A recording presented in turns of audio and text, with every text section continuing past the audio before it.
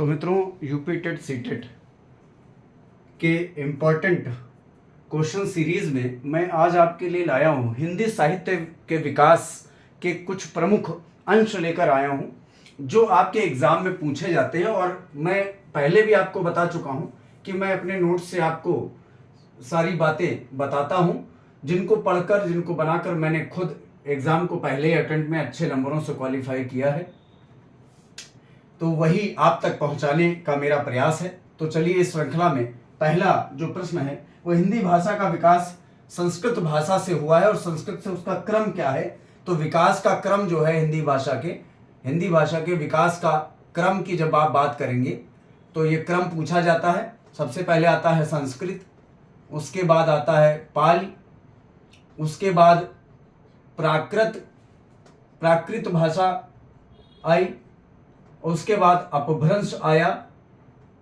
और उसके बाद आई आपकी हिंदी। तो ये आपके हिंदी भाषा के विकास का क्रम है जो पूछा जाता है अक्सर पहला प्रश्न के रूप में। दूसरा, ये जो संस्कृत है ये आपकी प्राचीन सबसे है और मध्यकालीन में आपका ये तीन आपकी मध्यकालीन भाषाएं हो जाती हैं, मध्यकालीन विकास हो जाता है और ये आपका बिल्कुल नवयुगीन या आधुनिक विकास हो जाता है। हिंदी का आधुनिक विकास के क्रम में अगर आप कहेंगे तो हिंदी जो है वो आधुनिक भाषा हो गई इस अपने विकास के क्रम में। अगला देखते हैं, जो है भारत में कुल कितने भाषा परिवार मिलते हैं। तो भारत में कुल 4 भाषा परिवार हैं, आपको बता दें। ये सब सवाल पूछे जाते हैं मित्रों, तो थोड़ा सा इसीलिए मैं रिकॉर्डिंग कर रहा हूं कि जिससे आपको सारी बातें क्लियर हो जाएं। ठीक है, तो पहला जो भाषा परिवार है भारत में द्रविड़ है, द्रविड़ भाषा परिवार है। दूसरा भारोपीय भाषा परिवार है और ये वही भारोपीय भाषा परिवार है जिस परिवार की 73% भाषाएं जो है भारत में बोली जाती हैं, भारत में बोली जाती है।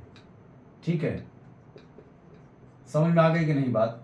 और द्रविड़ हो गया, भारोपीय हो गई, ऑस्ट्रिक हो गया और चीनी तिब्बती, ऑस्ट्रिक और चीनी तिब्बती। तो ये 4 भाषा परिवार हैं जो आपके भारत में, चीनी तिब्बती जो भारत में आपके चलते हैं। और 73% लोग आपके भारोपीय जो है परिवार की भाषाएं बोलते हैं और ये सबसे बड़ा है।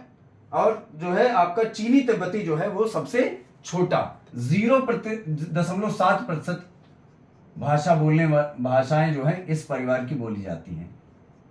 तो ये सबसे छोटा है और ये सबसे बड़ा है, ये सबसे बड़ा भाषा परिवार है, सबसे बड़ा भाषा परिवार है।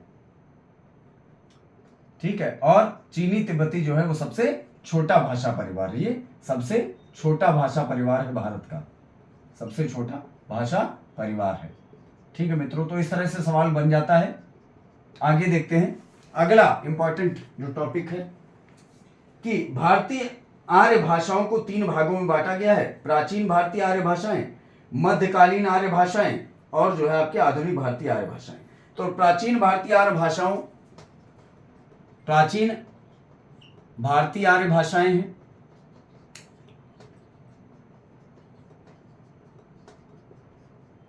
इनका जो समय काल है वो 1500 ईसा पूर्व से 500 ईसा पूर्व, 1500 ईसा पूर्व से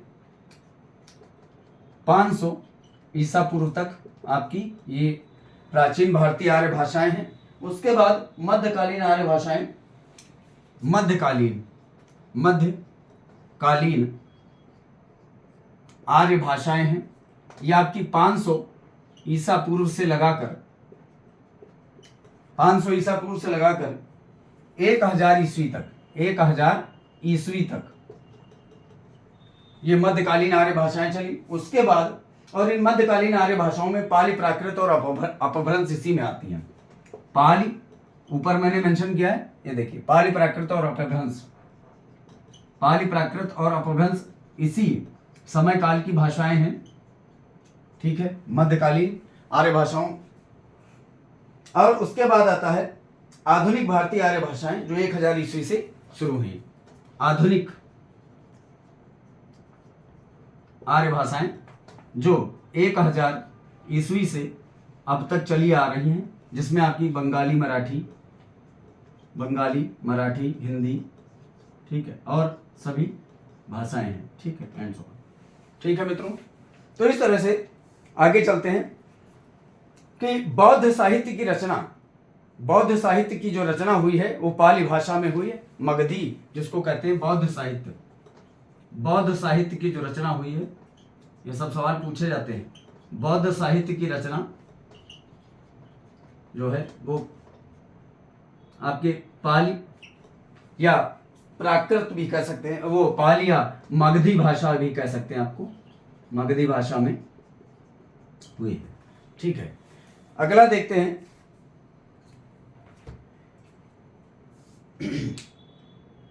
अपभ्रंश की शुरुआत एक आपके लेखक रहे स्वयंभू। अपभ्रंश की शुरुआत स्वयंभू, अपभ्रंश की शुरुआत जो है, अगला पॉइंट है अपभ्रंश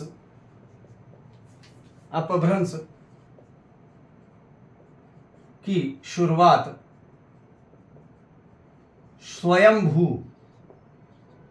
स्वयंभू, ये नाम याद रखिएगा, स्वयंभू। अपभ्रंश की शुरुआत स्वयंभू द्वारा हुई और इनको अपभ्रंश का वाल्मीकि कहा जाता है, द्वारा हुई। और इंपॉर्टेंट क्वेश्चन बनता है, इन्हें ही अपभ्रंश का वाल्मीकि कहा जाता है। अपभ्रंश का वाल्मीकि कहा जाता है, वाल्मीकि कहा जाता है। बहुत इंपॉर्टेंट सवाल है, हिंदी साहित्य में पूछा जाता है, यूपी टेट में के लिए बहुत इंपॉर्टेंट क्वेश्चन है ये मित्रों। आगे चलते हैं। अपभ्रंश का प्रथम प्रबंध काव्य कौन सा है? अपभ्रंश का प्रथम प्रबंध काव्य कौन सा है? प्रबंध काव्य कौन सा है?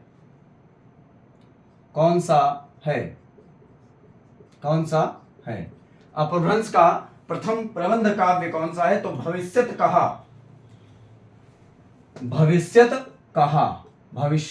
कहा ये जो है पहला प्रबंध काव्य है और कवि धनपाल द्वारा इसको लिखा गया था। कवि धनपाल ने इसे लिखा था। ठीक है मित्रों, आगे चलते हैं। अपभ्रंश की उत्तरकालीन अवस्था को किस नाम से जाना जाता है? अपभ्रंश की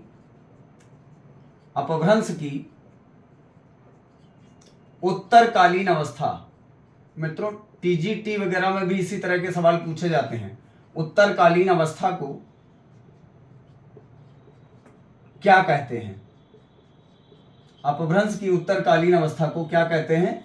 तो आंसर है अवहट्ट। क्या कहते हैं?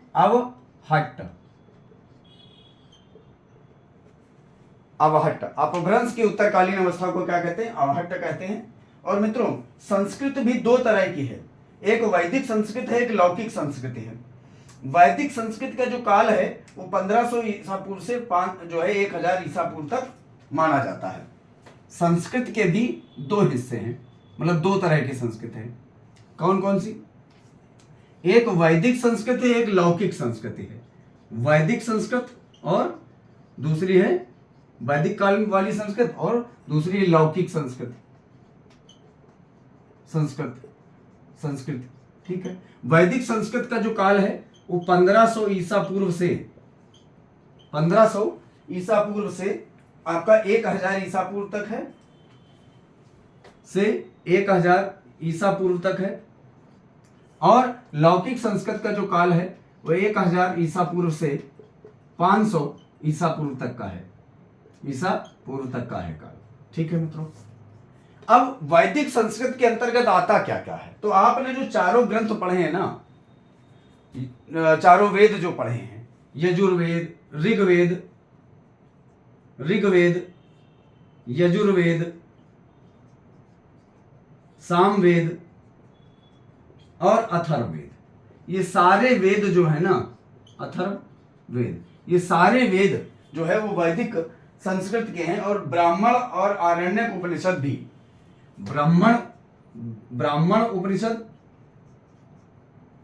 और आरण्यक उपनिषद, ये सभी, एवं आरण्यक उपनिषद, ये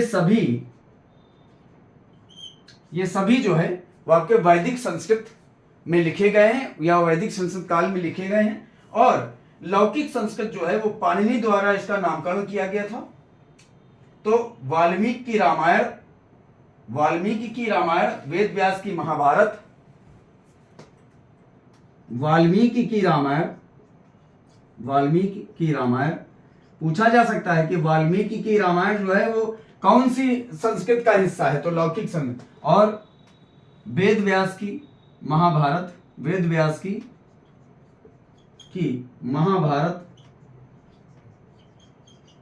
ठीक है। वाल्मीकि की रामायण और वेद व्यास की महाभारत और पाणिनि की Ashtadhyayi,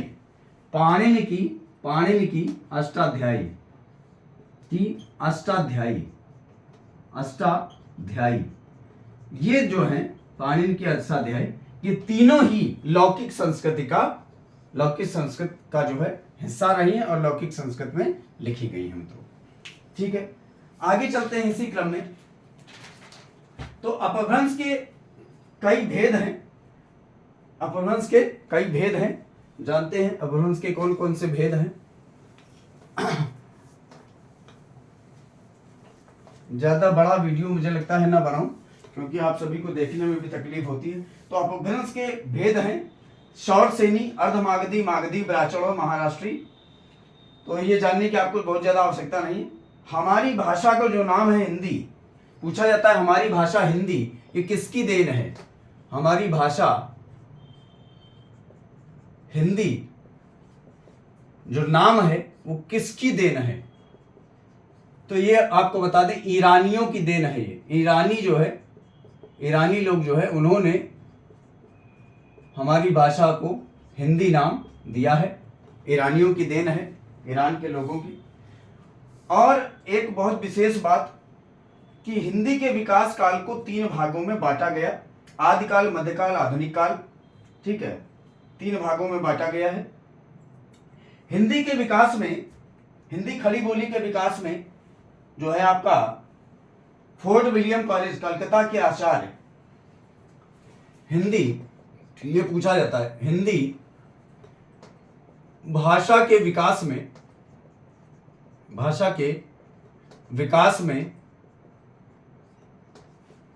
fort William college Calcutta, fort William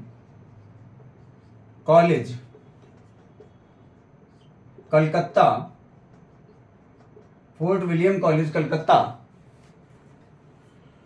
के आचार्य जॉन गिलक्राइस्ट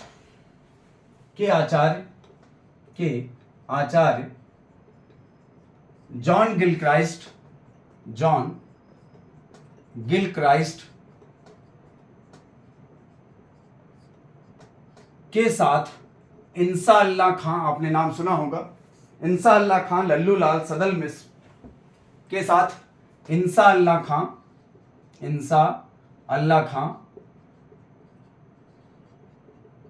लल्लू लाल, सदल मिश्र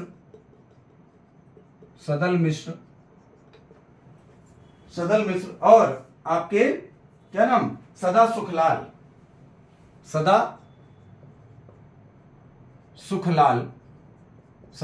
सुखलाल जो है, ये सारे लोग, इनका जो है का योगदान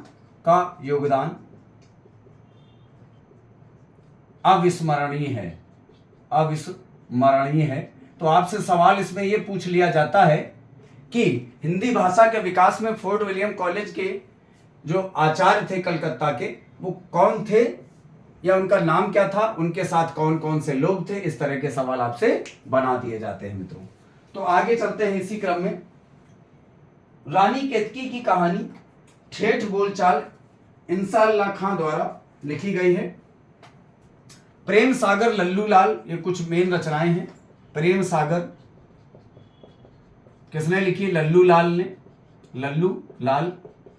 रानी केतकी कहानी, रानी केतकी की कहानी, रानी केतकी कहानी ये किसने लिखी बताइए? इंशाअल्लाह खां, इंशाअल्लाह खां। देखिए सारे अपने बनाए हुए नोट्स हैं और ये बहुत इंपॉर्टेंट नोट्स हैं। और नासिकेतोपाख्यान सदल मिश्र ने लिखा है। नासिकेतोपाख्यान बहुत बार पूछी गई है ये रचना। नासिकेतोपाख्यान, नासिकेतोपाख्यान सदल मिश्र द्वारा लिखी गई रचनाएं हैं। और एक और अध्याय रामायण सुख सागर, अध्याय रामायण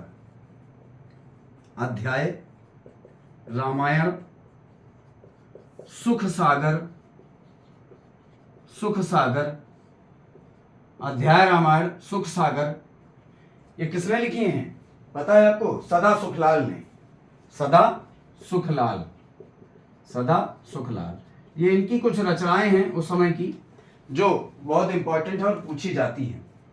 ठीक है मित्रों, तो अब अपना ये वीडियो मैं यहीं पर वाइंड अप करता हूं और इसी तरह के इंपॉर्टेंट क्वेश्चन श्रृंखला आपके सामने लाता रहूंगा।